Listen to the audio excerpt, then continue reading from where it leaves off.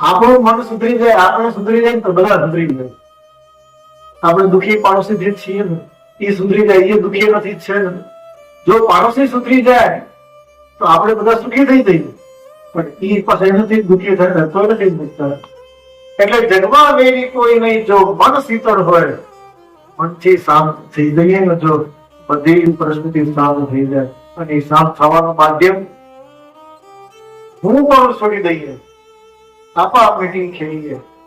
તો આ સમજાશે ક્યાંથી? આ સભા.